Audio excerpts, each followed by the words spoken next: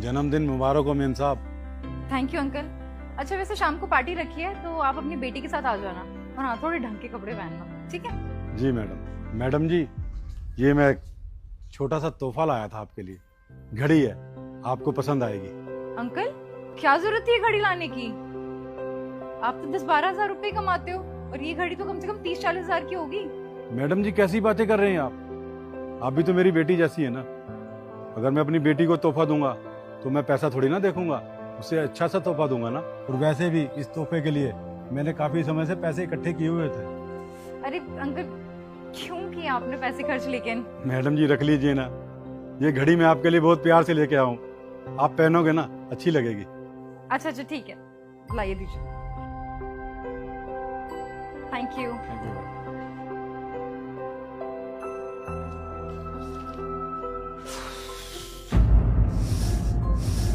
इस चौकीदार की इतनी हिम्मत कि ये मुझे तोहफा दे रहा है। हाँ, अरे इससे प्यार से दो शब्द बात क्या कर लेती हूँ, ये तो सिर पे चढ़ के नाचने लग गया। हमारे ही टुकड़ों पे पल के हमारे पैसों से ये मुझे तोहफा दे रहा है। अरे ऐसे तोहफे ना मैं अपनी नौकरानी को भी ना दूं।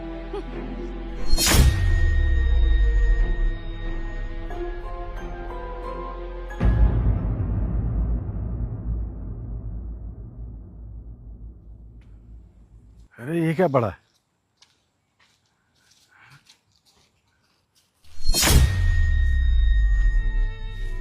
अरे ये तो वही घड़ी है जो मैं मेम साहब के लिए लेके आया था। मैं कितने प्यार से लाया था मेम साहब के लिए। अगर मेम साहब ने घड़ी नहीं पहननी थी तो लेनी नहीं चाहिए थी। मैं एक एक पैसा जोड़ के लाया था मेम साहब के लिए ये तोहफा, तो मेम साहब ने इसे सड़क पर ही फेंक दिया। मैं गरीब हूं ना, इसलिए मेम साहब ने मेरा तोहफा नहीं लिया। मैं मेम साहब की कितनी इज्जत करता हूँ, उन्हें अपना समझता हूँ, पर मेम साहब ने मुझे अपना नहीं समझा और मेरे छोटे से तोहफे को फेंक दिया।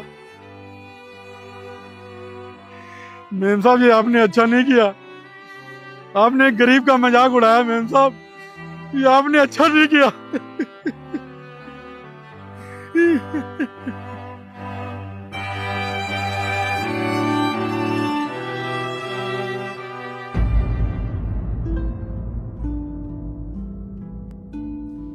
नमस्कार साहब जी। नमस्कार नमस्कार। अंकल गए नहीं आप अभी तक घर पे? कपड़े वपड़े चेंज करो जाके, पार्टी में चलना है। हाँ साहब अभी जा ही रहा हूँ। क्या हुआ अंकल, कुछ परेशान से लग रहे हो?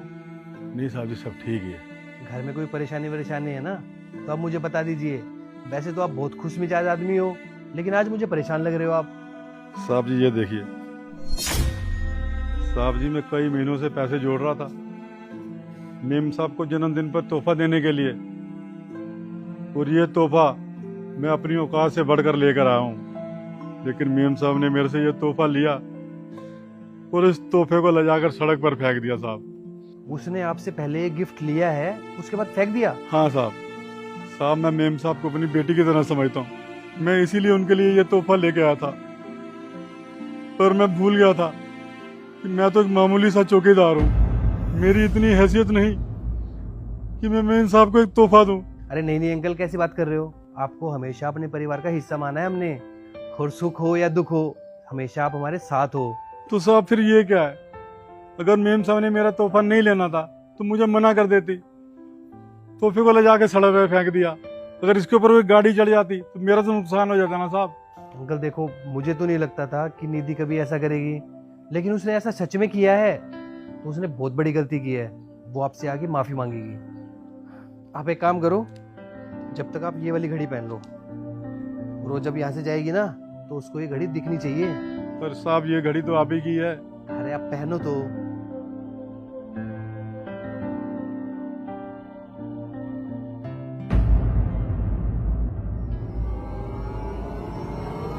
नमस्कार मेम साहब।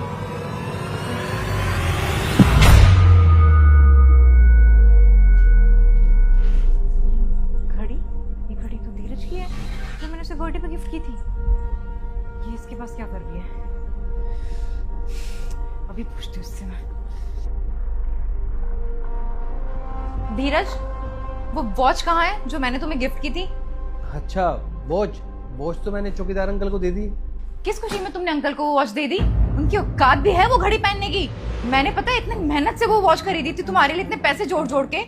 यार वो वाली वॉच ना मुझे कुछ खास पसंद नहीं थी, जबरदस्ती पहननी पड़ती थी मुझे कभी कभी, इसलिए मैंने अंकल को गिफ्ट दे दी वो।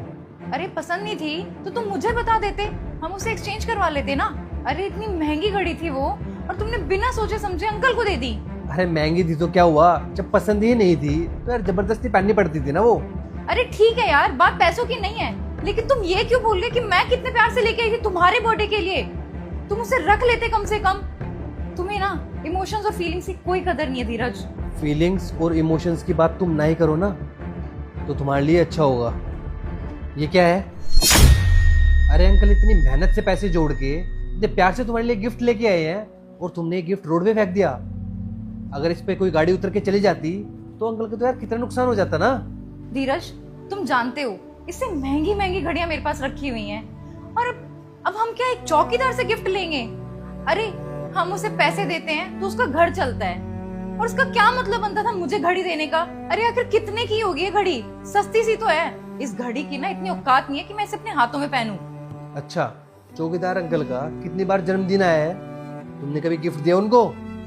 तुम्हारे लिए 3 महीने की सैलरी जोड़ के वो गिफ्ट लेके आए हैं और तुम बोल रही हो कि इस गिफ्ट की कोई औकात नहीं है। अरे औकात तो हमारी नहीं है, इतना महंगा गिफ्ट हम नहीं दे सकते किसी को। क्या हमने अपनी 3 महीने की कमाई जोड़ के किसी को गिफ्ट दिया है? कभी नहीं दिया ना। वो इसलिए कर रहे हैं ये सब क्योंकि वो तुम्हें अपनी बेटी मानते हैं। अरे 20-30 हजार रुपए हमारे लिए कोई बड़ी रकम नहीं है, लेकिन उनके लिए है।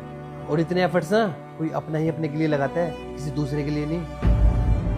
अरे रख लेती ना यार, कितने प्यार से लेके आए थे वो। अगर आज ये घड़ी पहन के तुम उनके सामने आती तो उनको कितना अच्छा लगता, कितने खुश होते वो। अगर हम किसी को खुशी नहीं दे सकते ना तो हमें किसी को दुख देने का भी कोई हक नहीं है। मुझे पता है तुम बुरी नहीं हो, लेकिन ये जो तुम्हारा एटीट्यूड है ना ये तुम्हें बुरा बनाता है। और मुझे तुम्हारे प्यार की कदर है, तुम्हारे एफर्ट्स की भी कदर है। ये जो सब हुआ है ना ये सब एक ड्रामा था। और वो घड़ी मुझे बहुत पसंद है, मैं हमेशा पहनता हूँ उसको, लेकिन तुम्हें एहसास कराना भी जरूरी था। तुम सही कह रहे हो धीरज। आज जब तुमने मेरे साथ ऐसा किया ना तो मुझे एहसास हुआ कि अपने दिए हुए गिफ्ट का कोई अपमान करे ना तो कितना बुरा लगता है। तुम एक काम करो, तुम ये घड़ी मुझे दो।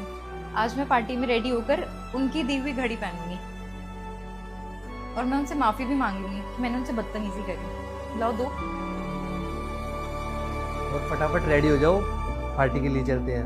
मैंने अंकल को ही बोल दिया है रेडी हो रहे हो। ठीक है।